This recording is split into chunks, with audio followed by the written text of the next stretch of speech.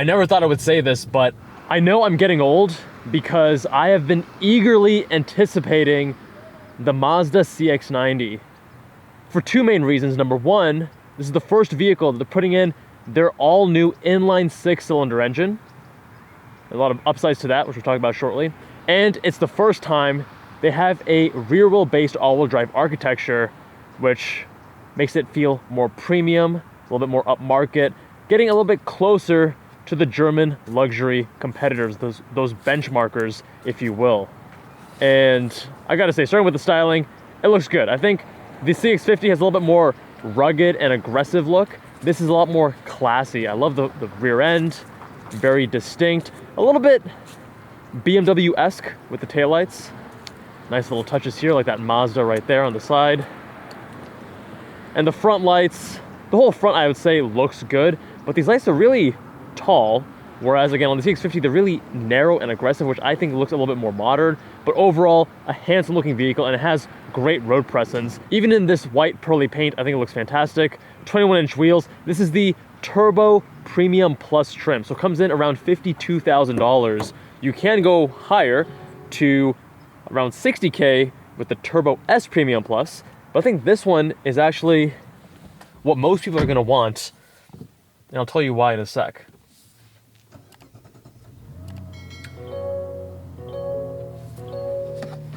That inline 6 comes to life. Getting into the interior, goddamn, this is a nice place to be. It's not just premium. This feels luxurious. This feels great. I love the very Japanese themed luxurious interior. Got this nice wood here, simple lines, very classy. I wish I could see that floating stitch in person. I do think it looks really cool in the photos and in the press videos. But this white Napa leather, I very much dig it. And this light colored wood trim pieces with the alloy, top notch, top notch. All the touch points feel great. High quality place to be. I love Mazda's newer infotainment control. This is the same one that I have in my CX-50. Very, very intuitive to use. The same steering wheel buttons as well. Great place to be. I'm super impressed. However, there are a few nitpicks starting off. The first thing is that these seats, they're not that tall person friendly. I'm 6'1", 180 pounds, and I wish that the thigh support went out a little bit further. And I wish that this curvature in the backrest wasn't placed where it is, because it kind of encouraged me to have kyphosis, that like rounding of the upper back. I want to have better posture when I'm driving. So don't have that issue with some other Mazdas, but I'm guessing these are newer seats. Also, they're a little bit narrow. So when I'm driving, my leg just goes straight on top of the side bolsters here. It's not uncomfortable, but I do think they could make a little bit better of a seat. We have an all-digital dash, very high resolution, great contrast, nice black levels, loving that. This screen here, it's a little bit closer than what I have in the CX-50, and in that car, a lot of people complain that it's too far. Over here, it's just right at reach, which is fantastic, as you can see. But there is a slight issue I have, which is that I can see some pixelation right there. I'm not sure if you guys can see it on camera. We'll do some B-roll too. It feels like the edges, they have a lot of pixelation that, I don't know. I wish that it was higher resolution like the main dash. But now, you guys want to see how she drives. Got 360 cam in this trim. Very nice feature. I use it a lot. Definitely recommend it. Got a nice panoramic sunroof up here as well.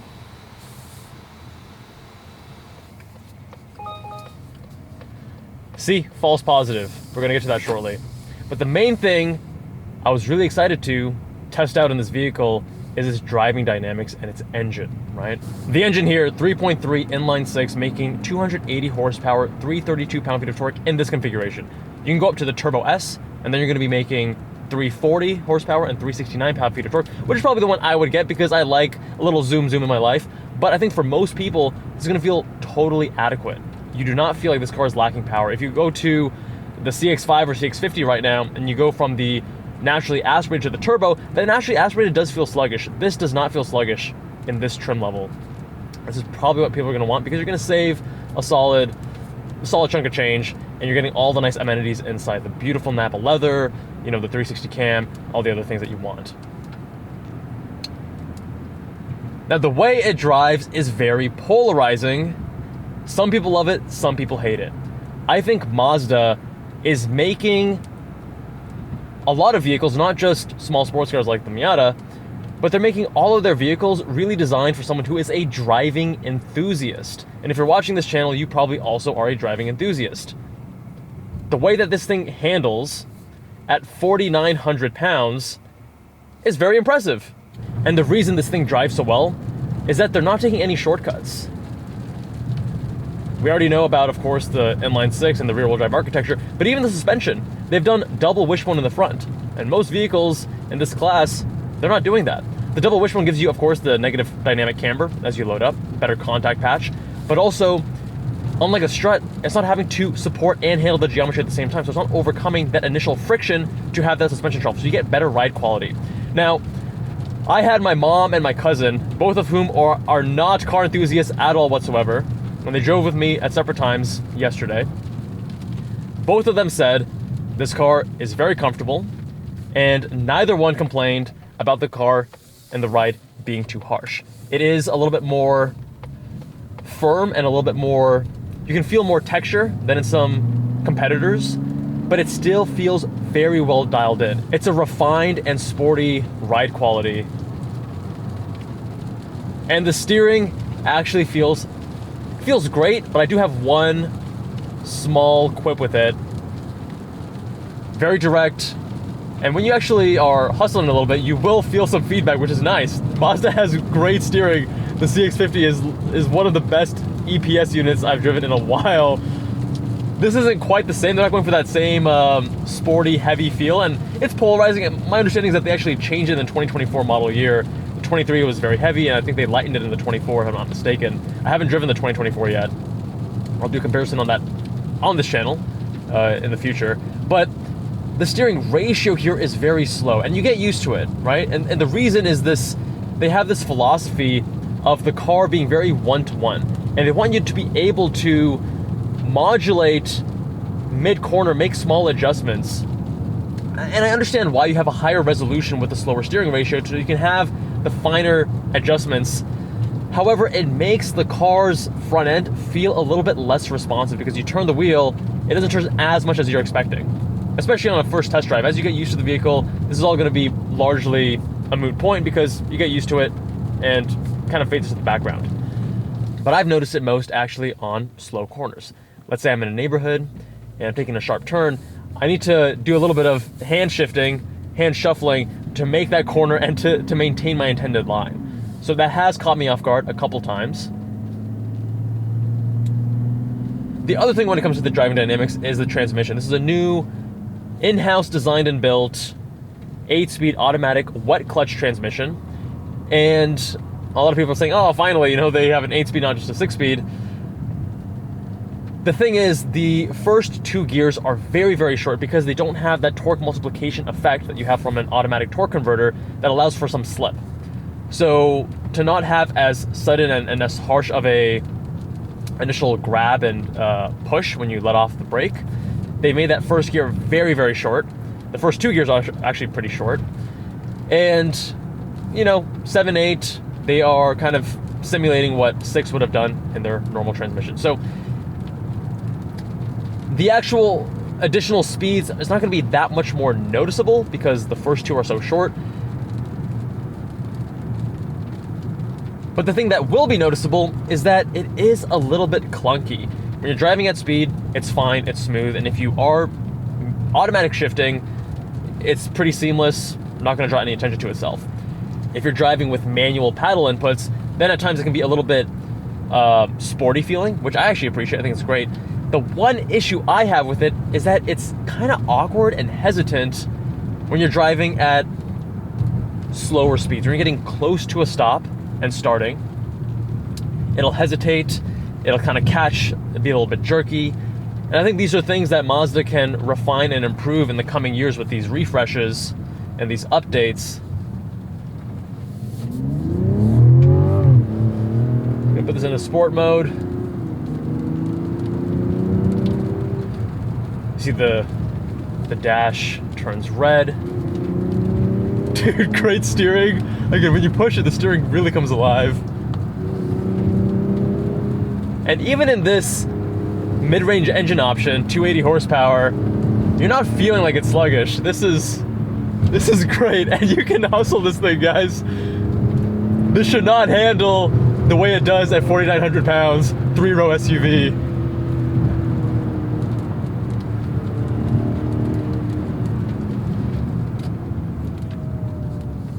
I love what Mazda has been doing as they go more and more upmarket. They're finding that beautiful balance point. If you appreciate a nice interior, you love great driving dynamics, you know, you're a driving enthusiast, you like their styling, I really like what they're doing. Now, the rear-wheel drive architecture, it does have some trade-offs. This is gonna make it feel a lot more dynamic as you're driving.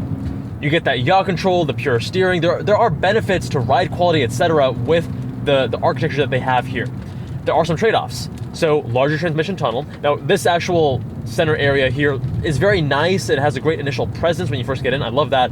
But the price you're actually paying is the storage here. Very, very shallow, where you would expect to have a little bit more depth.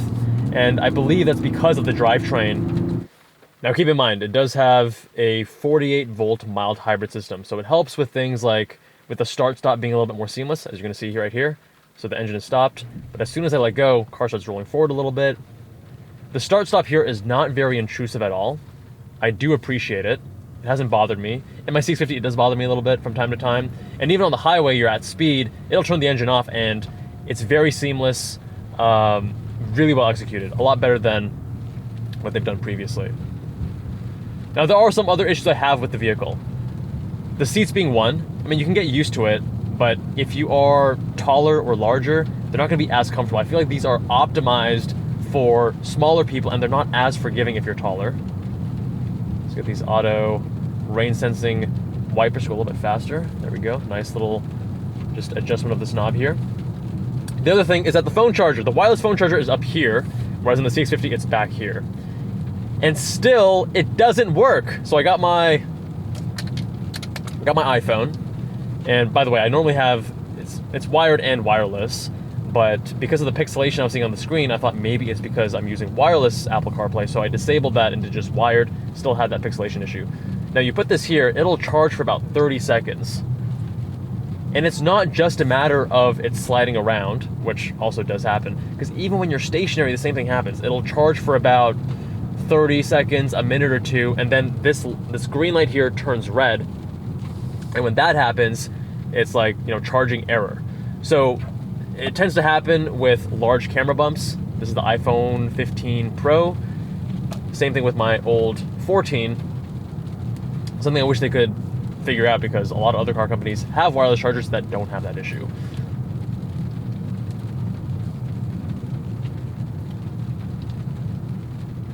We'll go back into normal mode.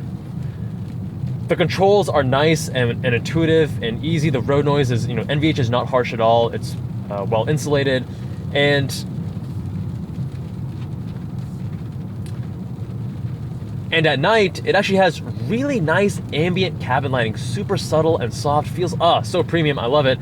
However, this has auto high beams, and those auto high beams are a little bit more liberal and generous than in my CX-50. In the CX-50, they're very cautious. You're never gonna accidentally high beam someone else. But driving it these last few nights, I have had a few false positives where I'm driving, and despite there being a vehicle in the other lane, it has the high beams on for a little bit longer, and it's probably blinding that person. But well, bad for the other driver, good for you, is that the high beams are really bright and they illuminate a lot of the road and even the trees above. It's insanely bright. So high quality when you're driving. I just wish the auto high beam wasn't as intrusive and offensive to other drivers. The final thing that does bother me is some of these, you know, cross traffic alerts, front and rear. I'm getting a lot of false positives. I had that with the loaner vehicle I had in Vegas, and same with this one. You know, turning, you know, if I was turning right here and there was a car coming across, I wouldn't be surprised to have a false positive, have that chime. It's happened many times. And again, these are software things that I'm sure Mazda can smoothen out, but as it stands right now, there are some quirks that are gonna annoy you from time to time in this brand new CX-90. It's mostly there. The bones are great. It drives fantastic. I'm a huge fan. The steering ratio, again, you get used to, but when you first get in it, it feels a little bit slower than you would expect given how sporty the rest of the car is. I really enjoy what Mazda is doing here. I think if you are a driving enthusiast and you want a CUV that feels premium, that drives really well, that has a beautiful interior, nice exterior styling as well, Mazda should be at the top of your list. Because it's also at a very affordable price point. If you want to have similarly engaging driving dynamics, you have to go way, way higher. I never thought I would say this, but I love driving my Mazda CX-50. It just drives so well, and same with this vehicle. You're not feeling punished every time you get behind the wheel if you are a driving enthusiast, if you love sports cars, if you love steering feedback, if you love a responsive vehicle. And they found this beautiful balance point where it rides well, it's sporty, it's responsive, and for those that enjoy something that makes you feel a little bit more engaged with driving, oh my god, they're knocking it out of the park. Now, I don't need a CX-90, I don't need 3 rows. I have a girlfriend, I don't have a dog, I don't have any kids, so a 2-row is what I'm looking for. And the CX-70 is rumored to come out next year, also with the same inline-6 rear-wheel drive architecture. I'm very excited for that, because if that really does slot between the CX-50 and CX-90 in the way that I'm hoping it does, hopefully it has the same 5,000 pound towing capacity of this. The CX-50 is 3,500 pounds. I can't tow my car to the racetrack with 3,500 pounds. But with 5,000 pounds with this, and hopefully with the CX-70, I will. And if the CX-70 is what I'm hoping it to be, which is essentially a shrunken down version of this, same powertrain, but maybe closer size to, but a size in between this and the CX-50, the CX-70 will likely be my next vehicle. And ultimately, you guys have to keep in mind the biases of the reviewer that you're watching and your own preferences. I very much care about how a car drives, how the interior feels, and the styling. Those are high priorities for me. If the tech isn't perfect and amazing, I'm okay with that. I don't need the best lane centering assist. I don't need the best, auto driving features. And what Mazda has done here is definitely a step up from what I have in my Mazda CX-50, but it's still not leading in the industry, let's say that. And the higher trims, you do get some more advanced auto driving features, which again, I tested in a different trim level CX-90 out in Vegas in a previous video right up here. But same thing, it's a little bit buggy at times. It's a big step in the right direction, but they need to iron out some of those kinks. And they can do that, right? I'm confident that Mazda is going to be improving this and other vehicles that use those technologies in the coming years. But the other parts of the vehicle that I think count more, the drivetrain, the driving dynamics, the interior quality, the styling, those are rock solid. Of course, a few hiccups here and there. Transmission is a little bit hesitant at times. Oh, see what I mean? Like the sharp turns, you really got to crank that wheel. Takes a little bit getting used to that slower steering ratio. Anyway, my friends, let me know what you think of the Mazda CX-90. I think for $52K, this is a lot of CUV. You're going to enjoy it. Much love, my friends, and I'll see you all in the next one.